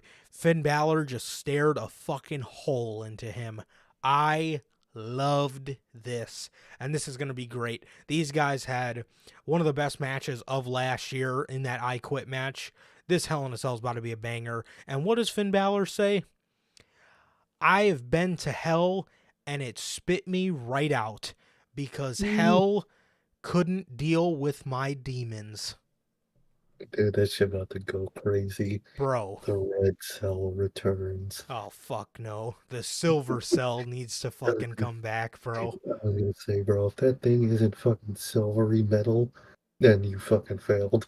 Good Dude. Lord. Oh, man. That was one of the hardest lines by Finn Balor, bro. That shit That's absolutely hard went as insane. We really about to get the demon, man. That shit about to go in. Dude, one thing I hate about this match for the fans, I hate how they keep saying, oh man, it's gonna be the demon versus Brood Edge. What? Why do you guys want Brood Edge so much? Dude, that's all I see from Twitter, bro. Demon Valor versus Brood Edge. No, Brood Edge is fucking, he's a dork. That dude is Those lame fucking as shit. sunglasses, bro. Dude, he's so fucking dorky when he's fucking portraying himself as the Brood. Dude, just be Edge. Those fans, man, they're something else. They really are. I like Brood Edge so much, but they do. I hate it.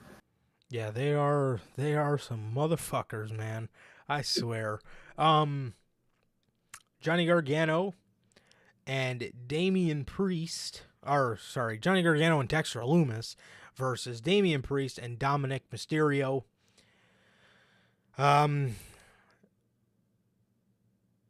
Yes, absolutely, Logan. Literally. Absolutely. Demon Finn versus fucking this fucking Edge. However, I do need to see him come out in those fucking shades.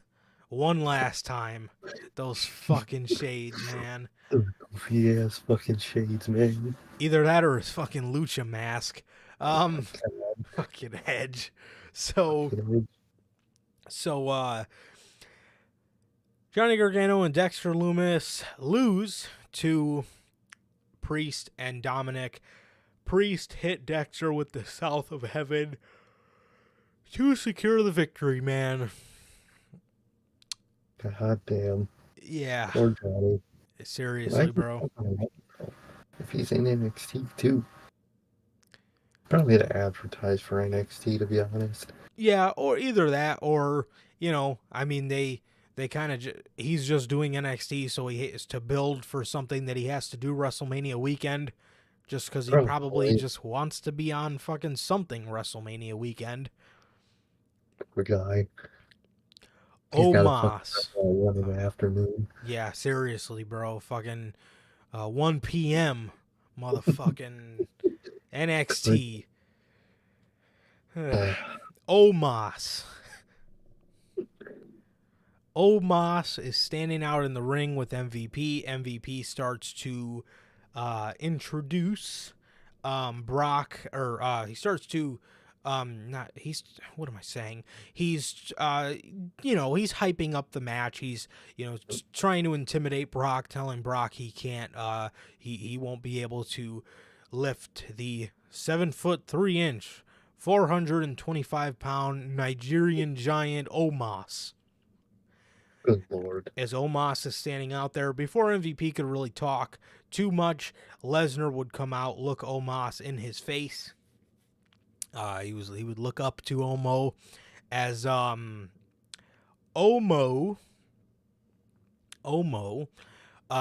would put his fist up to Brock's face. Brock would look, and Brock would just look at his fist, and he was like, "Whoa, whoa!" He was just fucking not taking him seriously at all. And then Omo puts his hand out. Lesnar shakes his hand. Lesnar goes to, let go. Omos is just holding his hand. These two start kind of tussling around. Omos grabs he palms his face, goes to push him over the top rope, and completely botches it. Brock,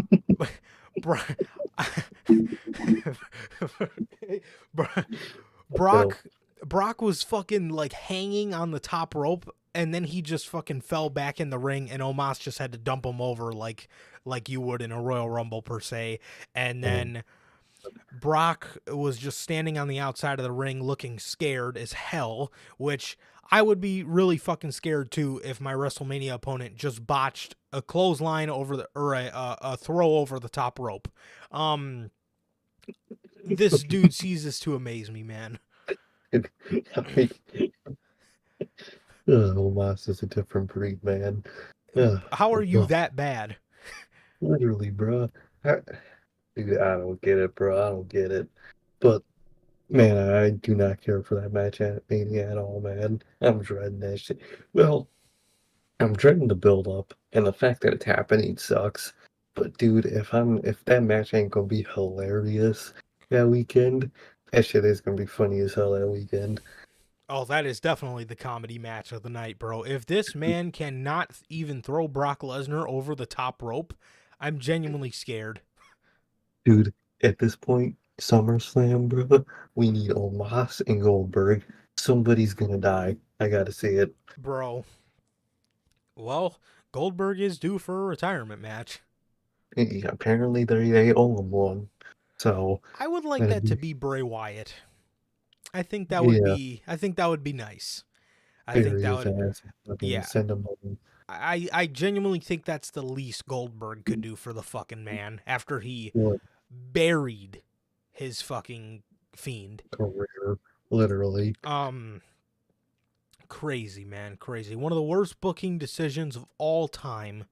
But Omos throws Brock over the top rope as Brock just sits there looking scared at him, as the commentators are trying to portray to me that Brock Lesnar is scared of the 7'3"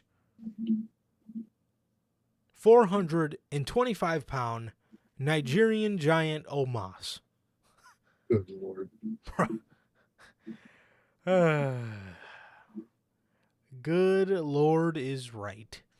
That was that segment. It the crowd went mild during that segment. It was horrendous. Cody Rhodes had a match with LA Knight. This was very solid. This was a very solid TV match. This was very good.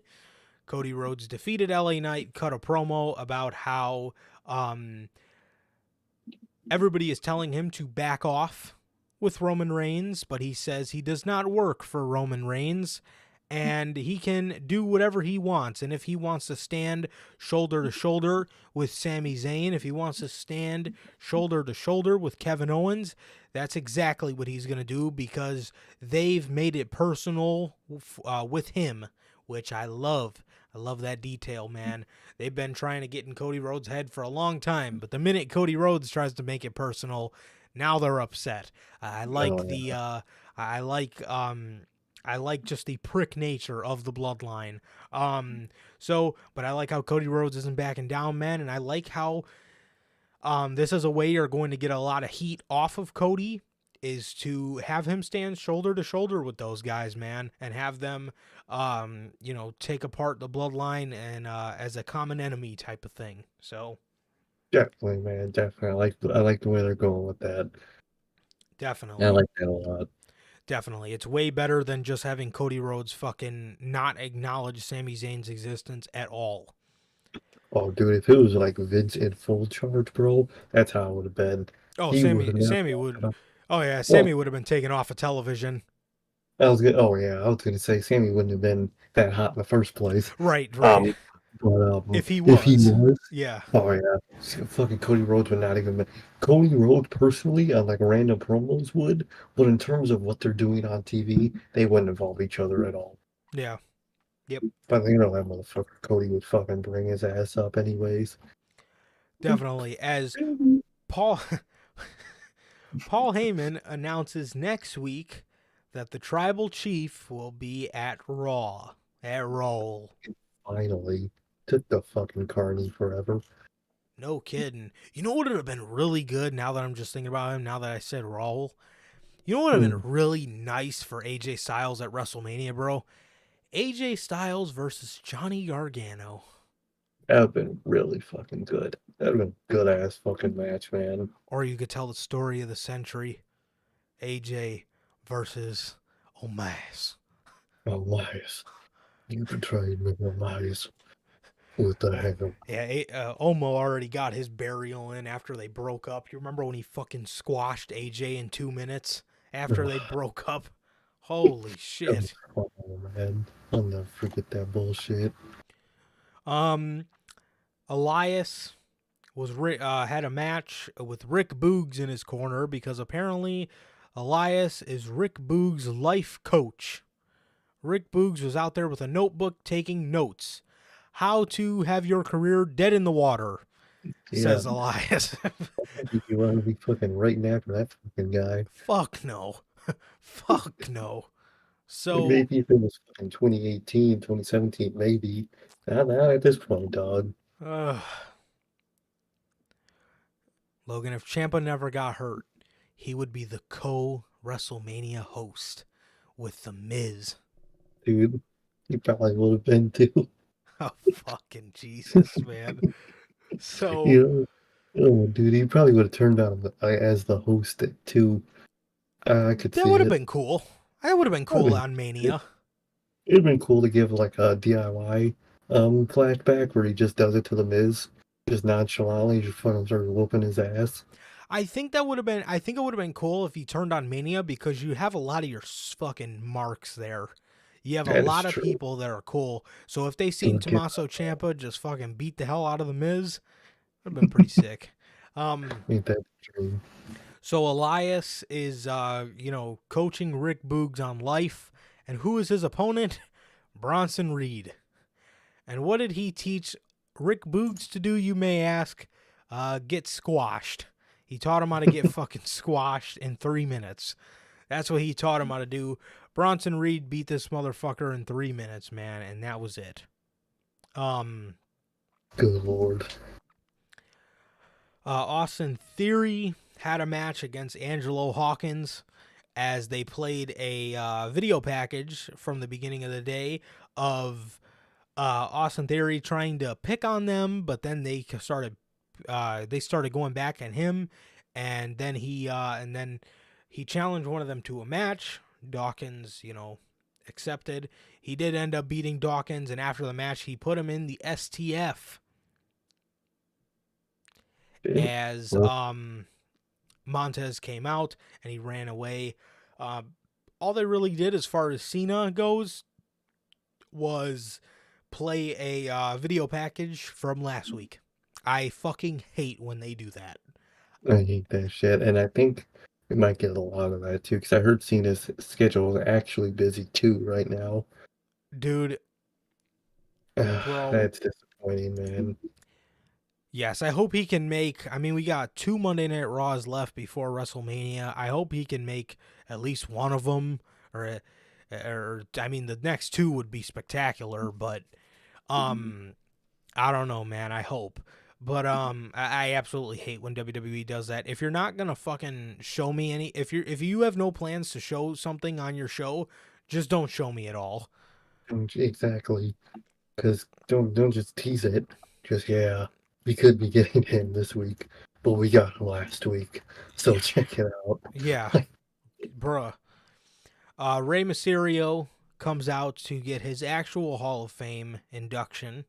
to get his actual speech. Dominic comes out. Dominic is fucking hilarious. This is some of the best work that this motherfucker will ever do in his entire career.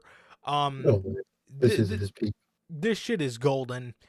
He goes out there and he tells Rey Mysterio, he says to him, he said something about him being a sorry excuse for a dad, him being a sorry excuse for a man, and he talked about this was so fucking golden. He said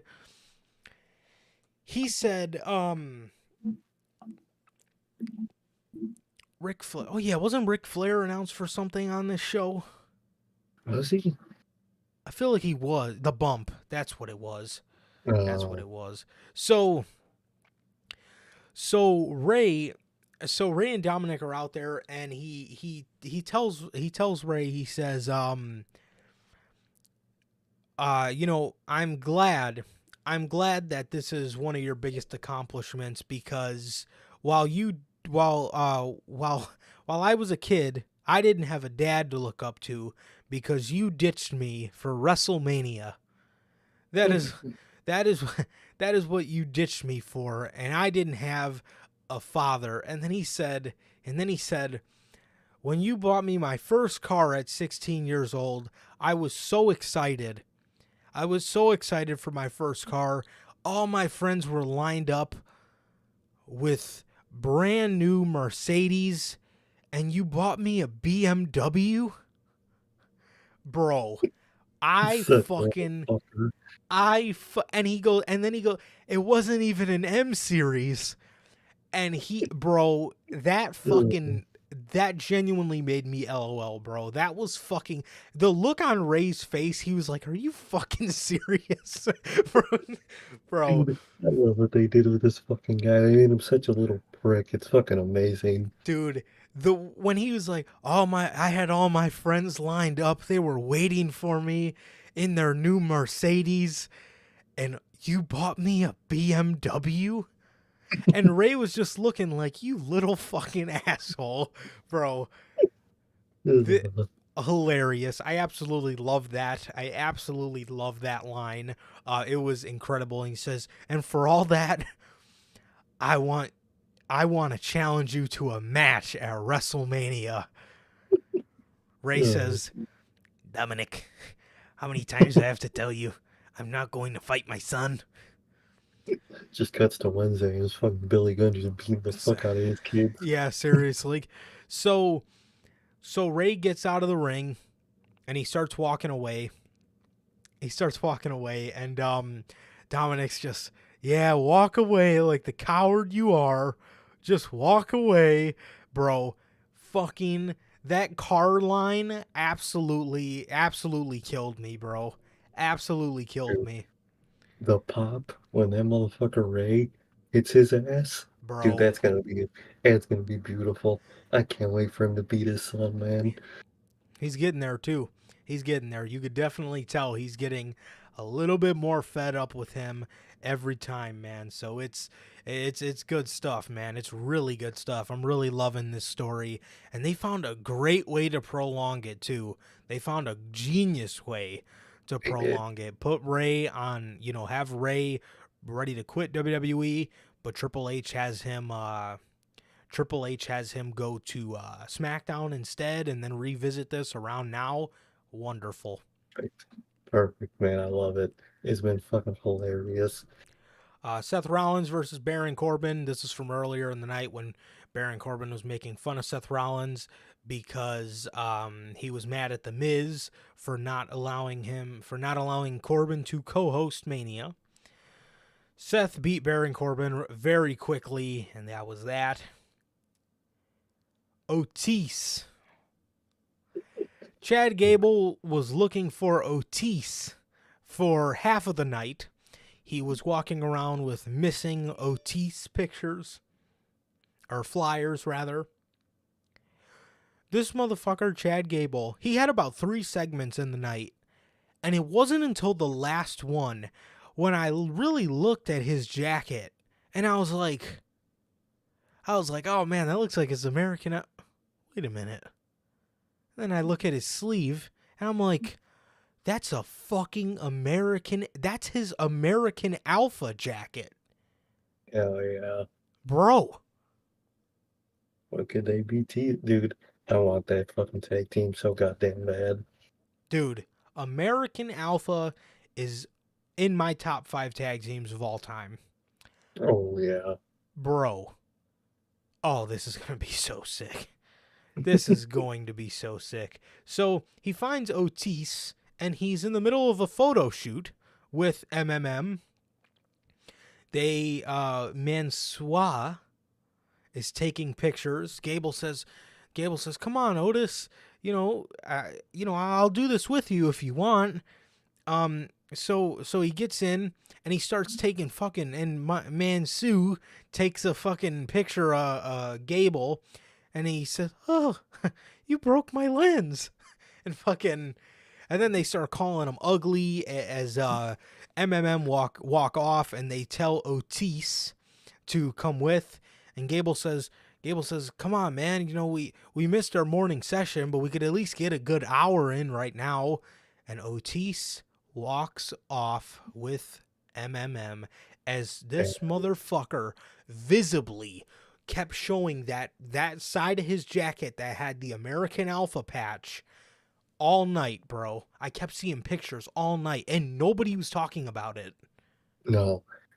Most people just see it, oh, look at that fun little reference to, dude, with the way Triple H fucking does his little background storytelling, man, that gets me a little excited, man.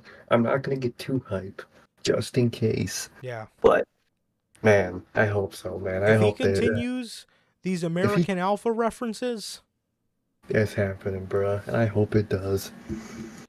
Jordan's coming back, man. Ooh. I want it, bruh. I want that so bad. Bianca Belair beats Chelsea Green. Carmella hops in the ring and they start attacking Bianca. Asuka comes out, takes care of both of them. She grabs the Raw Women's Championship. This is a little Vince McMahonism that I kind of noticed. Yeah. Asuka's grabs the championship and she starts dancing around with it. I mean, it was kind of in a little creepier manner. It wasn't that fucking Vince bro, when Asuka was just fucking being weird. But it was a little creepier. She has the championship and Bianca's just standing there give me my fucking belt. What the fuck are you doing?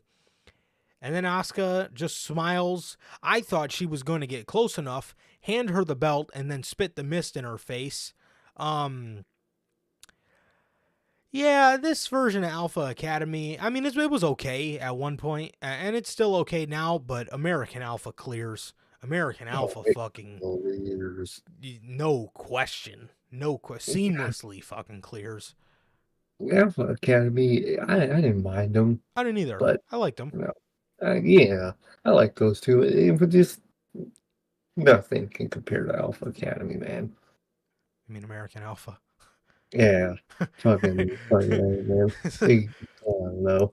It's all good, man. It's all good. So, is it just me, or do Bianca Belair's storylines going into WrestleMania always blow? Oh, dude, it's nothing. What's the story? Definitely. I don't get it, man. Definitely, man. So, yeah, exactly, man. I mean, we say it for AEW, so it's only right we give WWE the same treatment, bro. What is the story here?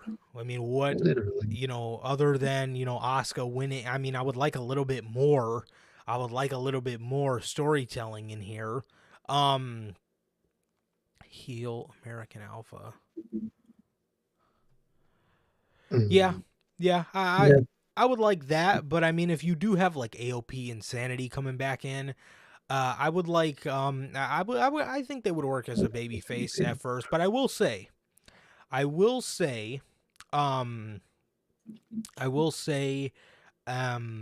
think down the line Jason Jordan could have worked amazing as a heel, and Oh Chad yeah, Gable is great as a heel. So I think either way it would be good. But I think you do them as a baby face at first, but then obviously down the line you do a heel with them, and I think definitely. it would be awesome.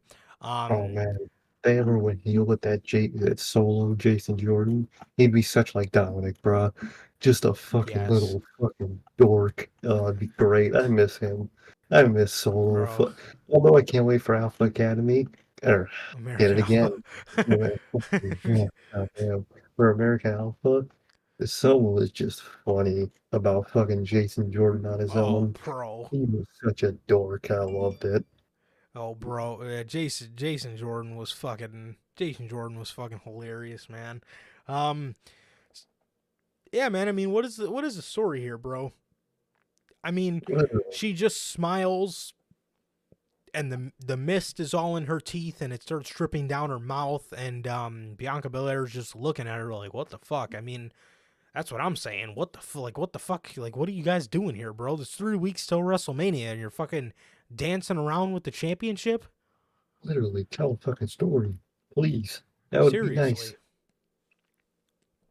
Seriously, dude. And in the main event, the street champ, Solo Sikoa and Kevin Owens are, they had a street fight.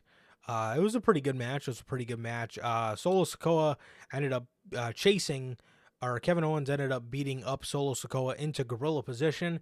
As soon as KO entered gorilla position, the Usos super kicked him.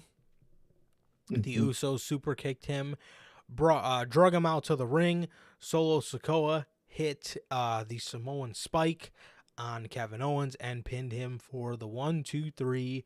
No sign of Sami Zayn. And it's getting interesting, man. It's getting real interesting. Definitely, dude, definitely. And it was a pretty good match, man, and I definitely think we should expect to see Kevin Owens and Sami Zayn um team up soon. That was also weird as well. Cody, Yeah, he I didn't would even have come out. I would have thought Cody would have came out and tried to, kind of mend the fences between these two, but he didn't. Definitely, man. I think after Mania season, I think it might make sense to turn KO heel at this point after some time after Mania because everybody's screwing that man over. God damn. Yeah. Um Definitely, definitely. It is inevitable. It is inevitable for him to turn. Yeah, definitely sometime when they're done with those tag team championships, man. Kevin told Cody not to, or Sammy? Probably Sammy, but like, I mean, wouldn't it prove that you're his boy by helping him Right. still? Right. Like, it's just one element. Definitely after that tag run with Sammy, I think that's the way to go after that. But Definitely, man. Definitely. Or maybe you draft these two to different shows. Maybe mhm. you draft them to different shows, but they have the tag titles. So once you're done with the tag team title run, maybe these two finally get their happy ending. Until next Yeah, time. it'd be nice. I would like that too. Yeah, one of the two. Interesting, man. But yeah, that was the episode of Monday Night Raw. It was an okay episode of Raw, man. But yeah, man, that was pretty much it for everything for the week, man. Yeah. Yeah. So with that, man, I guess that's going to do it for this edition of the Notorious podcast, man. Another great edition of Notorious Unscripted, man. And yeah, man, with that, thank you guys for being here, man. Logan, Durante, everybody here in the live chat, man. Everybody on the replay, JT, Bell. You guys know how it is, bro. Thank you guys so much. And yeah, it has been a pleasure, always a pleasure for my Johnny Mayhem. And Sir K. And that is going to do it for this edition of the Notorious Heels podcast, man. another edition of Notorious Unscripted. Ladies and gentlemen, thank you guys, man. We love you guys. Please like, comment, and subscribe, and we will see you guys on Friday with the news. Peace.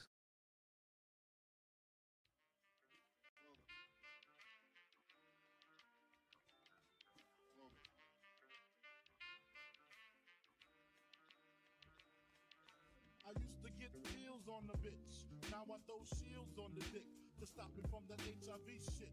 And niggas know they soft like a Twinkie fillin', playing the villain, prepare for this rap killing.